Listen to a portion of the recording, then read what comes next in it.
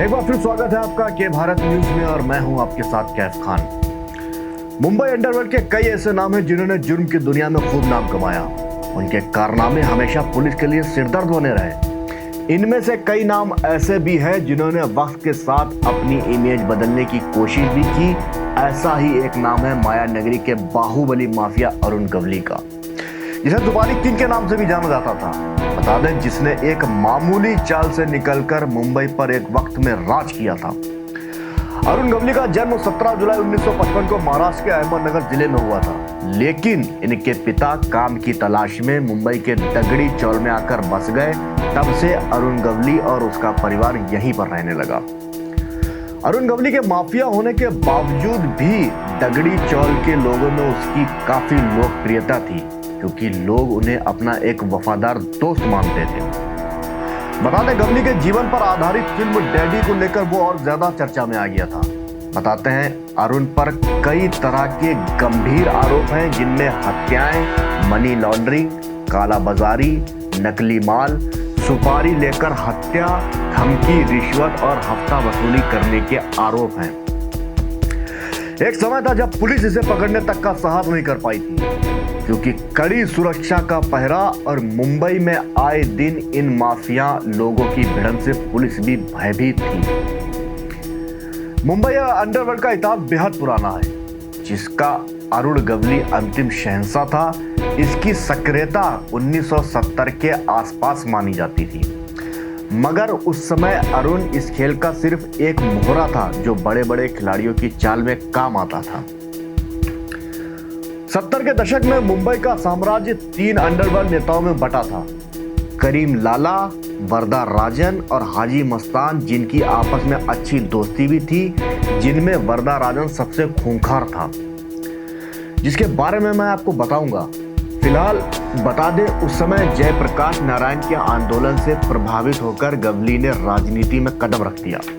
वरदा राजन मणिस्वामी भी उस समय मुंबई अंडरवर्ल्ड का एक बड़ा नाम था। कॉन्ट्रैक्ट किलिंग, तस्करी और डॉक यार्ड से माल साफ करना वरदा राजन का मुख्य धंधा था।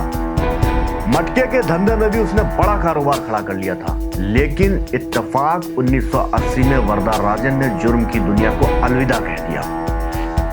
और साथ ही साथ आपको बता दें, 1977 में जयप्रकाश नारायण के आंदोलन से प्रभावित होकर हाजी मस्तान ने भी अपराध की दुनिया छोड़कर सियासी दुनिया में कदम रख दिया।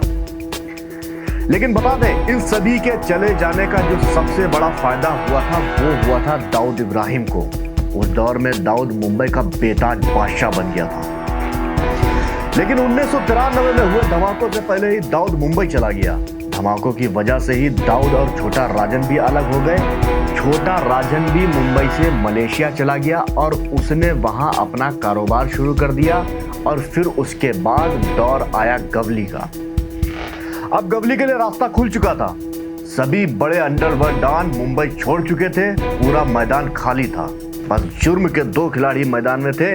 वो खिलाड़ी थे अरुण गवली और अमर नाइक।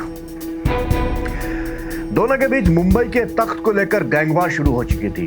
अरुण गवली के शार्प शूटर रविंद्र सावंत ने 18 अप्रैल 1994 को अमर नाइक के भाई अश्विन नाइक पर जानलेवा हमला किया, लेकिन वो बच गया। इसके बाद मुंबई पुलिस ने 10 अगस्त 1996 को अरुण के दुश्मन अमर नाइक को एक मुठभेड़ में ढेर कर दिया और उसके बाद अश्विन नाइक को भी गिरफ्तार कर लिया गया। बस तभी से मुंबई पर अरुण गवली का राज चलने लगा। उसका खौफ लोगों के सिर चढ़कर बोलने लगा। हमेशा सफेद टोपी और कुर्ता पहनने वाला अरुण गवली सेंट्रल मुंबई की दगली चाल में रहा करता था। वहां उसकी सुरक्षा के कड़े इंतजाम थे। हालात ये थे कि पुलिस भी वहां उसकी इजाजत के बिना जाना नहीं चाहती थी। लेकिन उसी बीच कुछ ऐसा हुआ कि शिवसेना नेता की हत्या के मामले में गवली जेल चला गया। उसी दौर में मुंबई पुलिस ने अंडरवर्ल्ड माफियाओं के खिलाफ अभियान चलाकर कई एनकाउंटर किए, कई गैंगस्टर मारे गए, जिसमें गवली का गैंग भी पूरी तरह से खत्म हो गया। पुलिस की सख्त कार्रवाई के चलते कई माफिया मुंबई छोड़कर भाग गए तो कई पुलिस की गिरफ्त में आ गए। अब गवली एक नाम बनकर रह गया था। आपको बता दें, आज भी हाजी मस्तान, वरदा राजन, दाऊद इब्राहिम, करीम लाला, अमर नाइक, बड़ा राजन, छोटा राजन, अश्विन नाइक, अबू सलेम, छोटा शकील जैसे नामों का जिक्र जब भी कहीं होता है तो अरुण गवली का नाम भी इस फहरिस्त में जुड़ जाता है। गवली ने भी गुनाहों की दुनिया से सियासत के गलियारों में कदम रखा, लेकिन उसके गुनाह हमेशा उसका पीछा करते रहे और अपने गुनाहों की सजा अब वो जेल में काट रहा है। फिलहाल मुझे दीजिए इजाजत, फिर हाजिर होंगे एक ऐसे ही चर्चित चेहरे के साथ में। तब तक देश दुनिया की तमाम छोटी बड़ी खबरों से बने रहने के लिए देखते रहें के भारत। नमस्कार।